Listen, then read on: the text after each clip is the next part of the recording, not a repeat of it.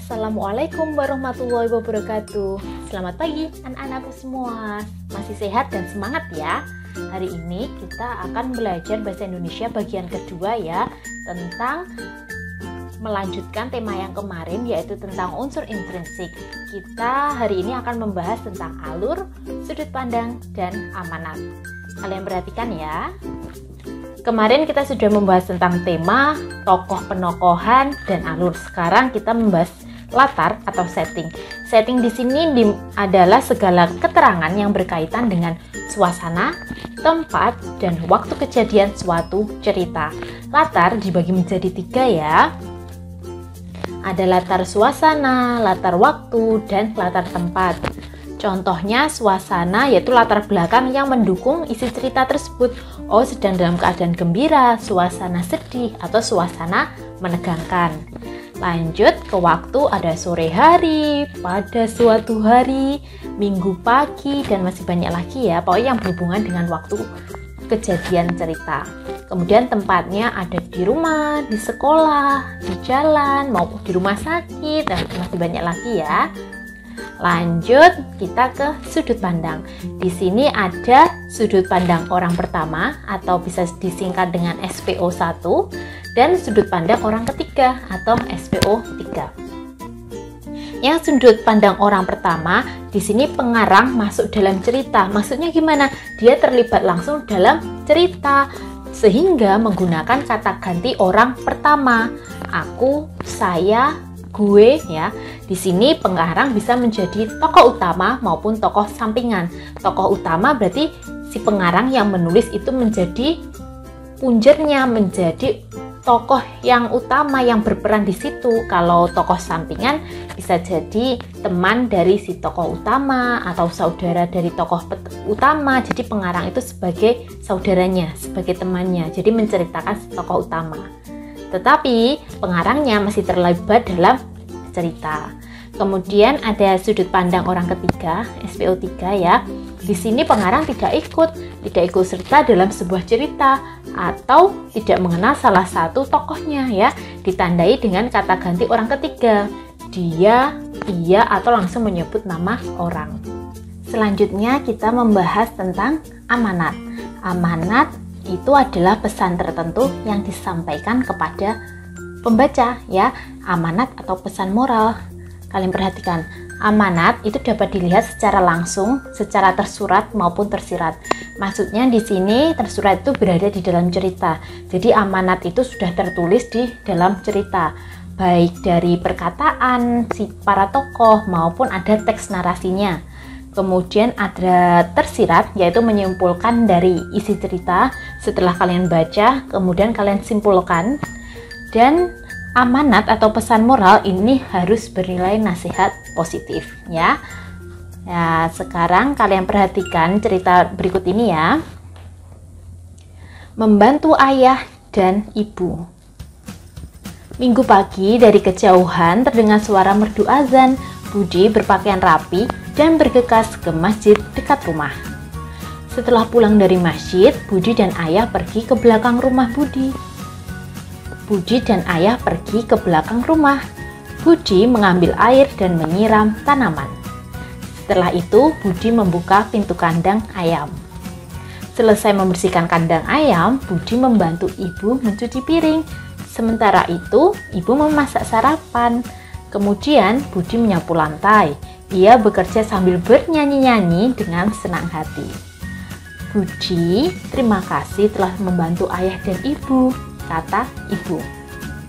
Iya bu, Budi senang bisa membantu ayah dan ibu, kata Budi. Budi memang anak yang suka menolong ayah dan ibu. Dia juga anak yang penurut dan sopan. Ayah dan ibu senang dan bangga melihat Budi rajin membantu. Oke, dari bacaan ini kita tentukan unsur intrinsiknya ya. Nah, di sini membantu ayah dan ibu yang dicetak tebal di tengah, ini namanya adalah judul. Kemudian kita lihat temanya. Nah, tema di sini budi pekerti ya, menceritakan budi pekerti perilaku. Kemudian kita lihat tokohnya. Di sini tadi tokohnya siapa saja? Tokohnya ada Budi, Ibu, kemudian ada ayah ya. Ada ayah, mana tadi ayah Umi ya. Budi, Ibu, dan ayah. Kemudian kita lihat suasananya ya, latarnya. Suasananya gembira, ditunjukkan dari mana ini? Ia bekerja sambil bernyanyi-nyanyi dengan senang hati. Kemudian latar tempatnya tadi di mana? Oh, di rumah ya, di rumahnya Budi.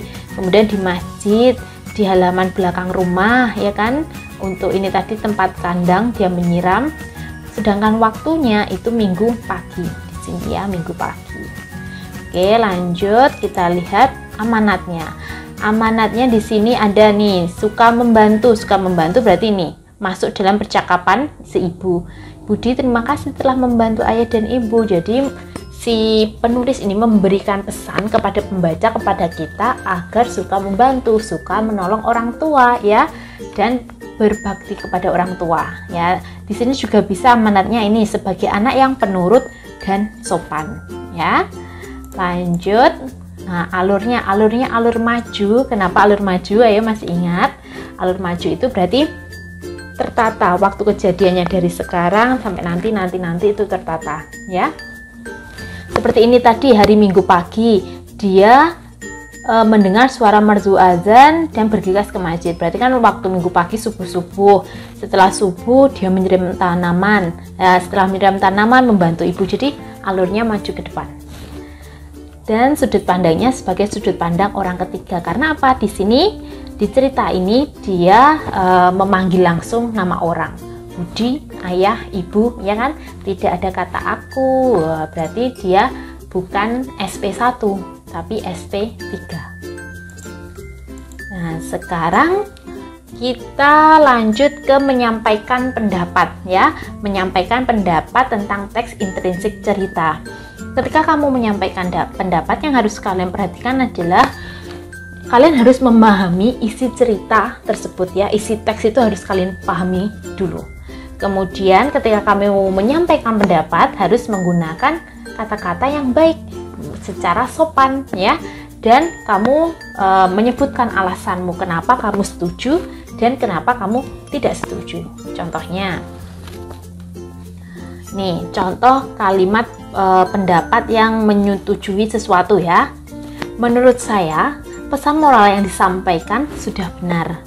Hal itu tercantum pada perkataan ibu bahwa Budi adalah anak yang suka membantu. Ya, berarti dia setuju ya. Kemudian contoh yang salah, contoh penyampaian pendapat yang salah ya. Ketika kamu tidak setuju itu seperti ini. Seharusnya anak-anak hanya bermain dan belajar, menyapu adalah tugas ibu. Ya.